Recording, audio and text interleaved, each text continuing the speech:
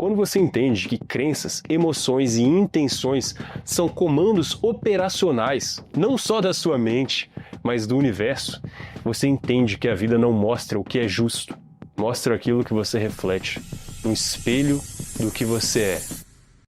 Tudo que você vê, toca e experiencia é uma extensão da sua própria mente, não do seu cérebro, da sua mente.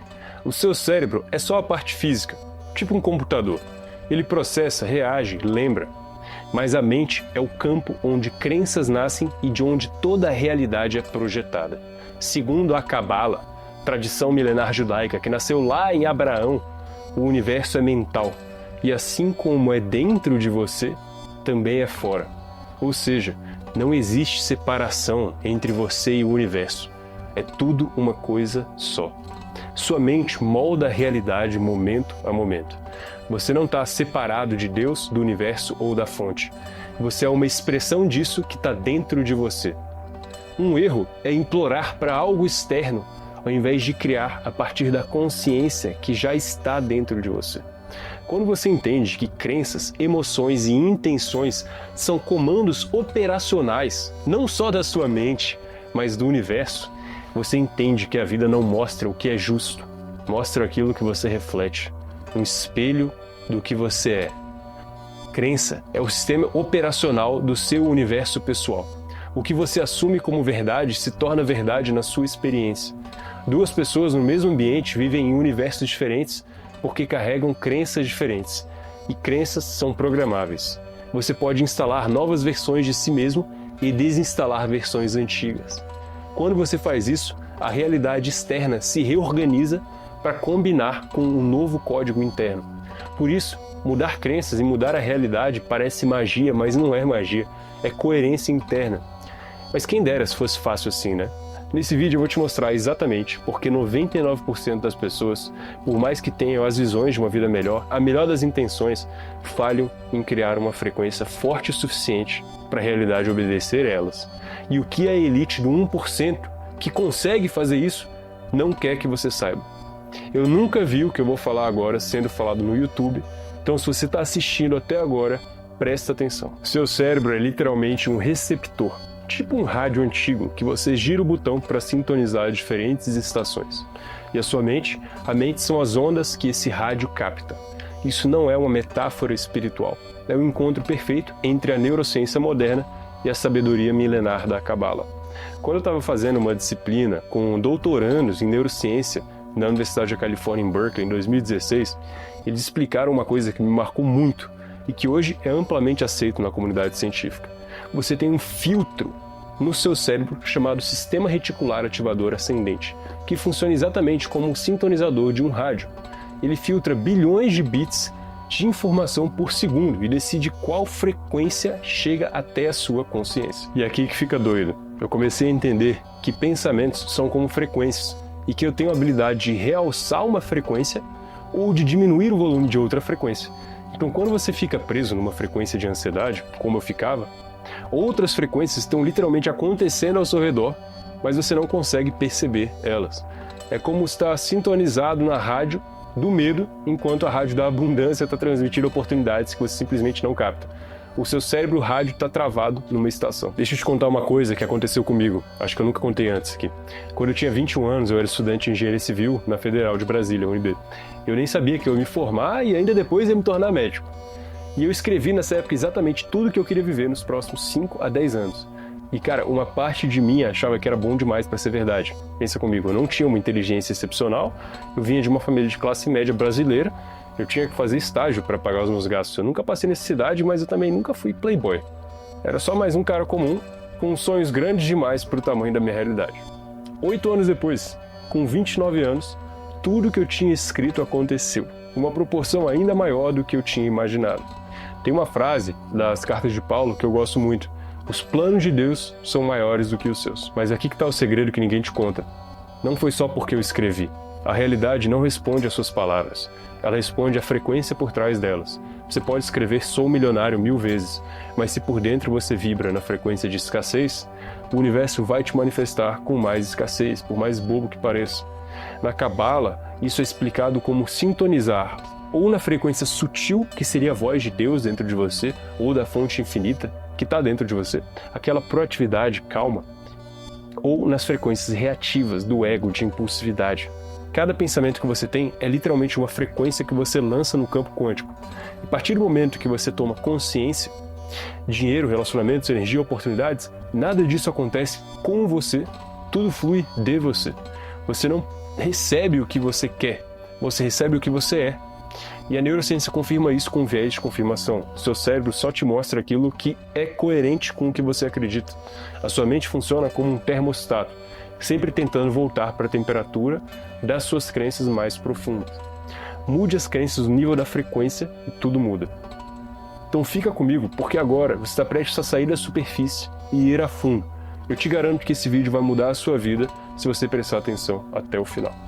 Existe um conceito chamado profecia autorrealizável que explica por que você tende a confirmar aquilo que você acredita sobre você mesmo. Você provavelmente nunca ouviu falar no efeito Pigmalion na neurociência. Ele mostra como expectativas externas moldam a sua performance, ou seja, professores que acreditavam que certos alunos eram prodígios, mesmo sendo escolhidos ao acaso, fizeram esses alunos realmente se tornarem grandes. Expectativa vira comportamento, comportamento vira resultado. Agora imagine usar isso deliberadamente em você mesmo. Esperar a grandeza de você mesmo, sem questionar e sem depender de evidências atuais, faz sua identidade crescer para sustentar essa nova expectativa. Tem até uma frase que é você orar como se já tivesse recebido. Yeshua falou isso, mais conhecido como Jesus.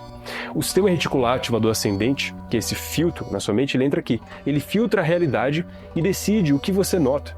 Ele não mostra a verdade, ele mostra a relevância para você. Você treina o sistema reticular ativador ascendente com repetição, emoção e intenção. Quando você afirma que atrai oportunidades, ele passa a identificar elas.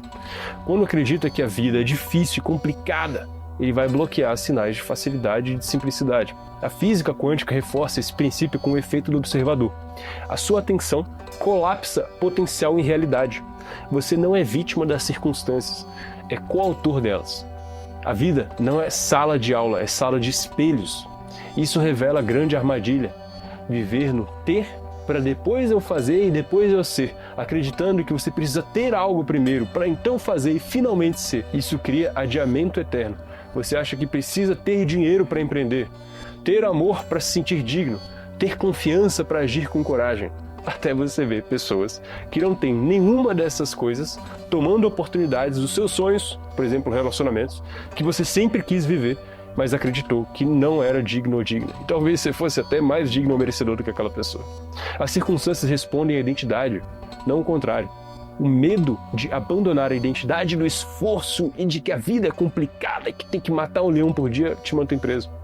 Comportamento sem identidade alinhada vira sabotagem e ciclo de tentativa eterna. A solução é inverter o fluxo para ser, depois fazer e depois ter. Quando você escolhe ser primeiro, a ação deixa de ser esforço e vira expressão natural. E o ter se torna uma consequência inevitável, não uma recompensa condicional. Eu gosto do processo de gravar vídeos, falar para a câmera.